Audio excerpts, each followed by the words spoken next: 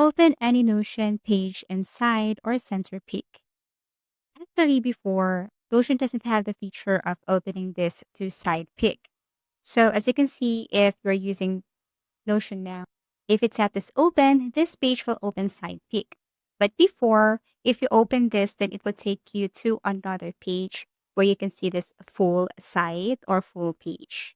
So if ever that this feature still doesn't exist or you can't use the side pick feature, I'm going to show you how to easily use this one. So for example, this is the page that you want to open side pick.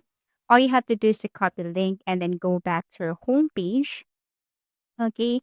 So let's just say if you want to open the side pick and it will not let you open side pick instead, it will let you open the whole page or it will open you center pick, something like that.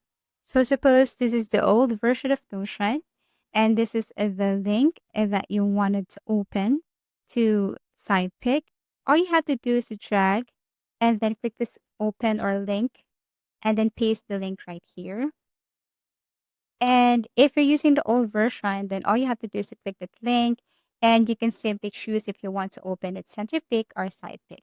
That is with the old version of Notion. But now, since Notion has the side pick feature, you don't need to do such thing. You have to do is to simply click that page that you want to open and you will have the choice here if you want to open it center pick, the full page, or the side pick.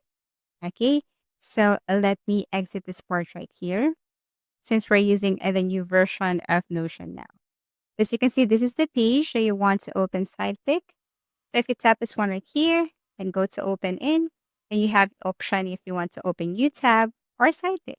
All you have to do is to click side pick. As easy as that.